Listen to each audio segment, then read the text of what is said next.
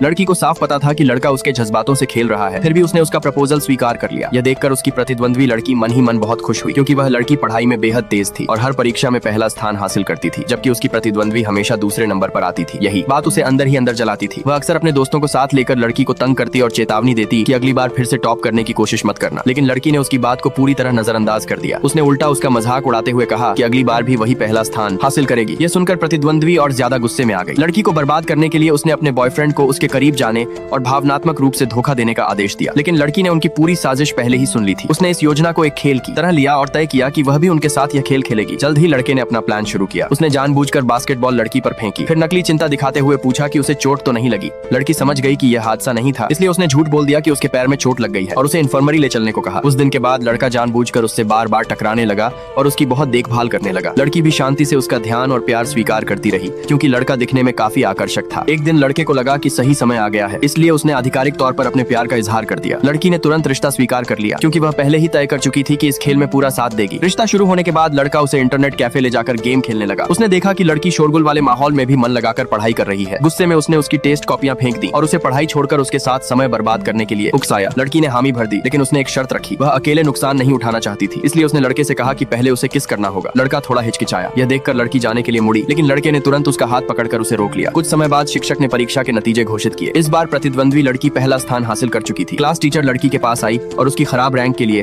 उसकी लगातार गैर हाजिरी को जिम्मेदार ठहराया। सहपाठी भी फुसफुसाने लगे कि लड़के ने उसे बिगाड़ दिया है। प्रतिद्वंद्वी बेहद खुश थी, क्योंकि उसे लगा कि उसकी योजना सफल हो गई, लेकिन सच यह था कि लड़की ने जानबूझकर खराब नंबर हासिल किए थे। वह लड़के का इस्तेमाल करके अपनी प्रतिद्वंद्वी से बदला लेने वाली थी। स्कूल के बाद लड़की ने लड़के को अपने जन्मदिन का जश्न साथ मनाने के लिए बुलाया। उसका असली मकसद था लड़के को अपने प्यार में पूरी तरह डुबो देना और प्रतिद्वंद्वी के अंदर बेचैनी पैदा करना। हर दिन साथ रहने के दौरान लड़का धीरे धीरे अपनी असली गर्लफ्रेंड को भूलने लगा। वह सच में लड़की से प्यार करने लगा था। प्रतिद्वंद्वी ने भी दोनों के बीच बदलते रिश्ते को महसूस कर लिया। वह पहले लड़की को चेतावनी देना चाहती थी कि लड़के से दूर रहे, लेकिन उसे डर था कि अगर लड़की दोबारा पढ़ाई पर ध्यान देने लगी तो वह फिर से पहला स्थान छीन लेगी, इसलिए वह चुपचाप मुड़कर चली गई। एक दिन लड़की स्कूल नहीं आई। प्रतिद्वंद्वी ने मौका देखकर लड़के के करीब जाने की कोशिश की, लेकिन लड़का अनजाने में उससे दूरी बनाने लगा, क्योंकि पहले जब भी वह दूसरी लड़कियों के करीब जाता था, लड़की पूरी तरह पढ़ाई में डूब जाती थी। धीरे धीरे उसे दूसरी लड़कियों का साथ पसंद ही नहीं आने लगा। प्रतिद्वंद्वी गुस्से से भर उठी और उसने पूछा कि क्या वह सच में लड़की से प्यार करने लगा है। लड़के ने ठंडे स्वर में जवाब दिया, ये मत भूलो कि तुम्हें पहला स्थान कैसे मिला था। अब तुम्हें मुझसे सवाल पूछने का कोई हक नहीं है। उसकी बेरुखी देखकर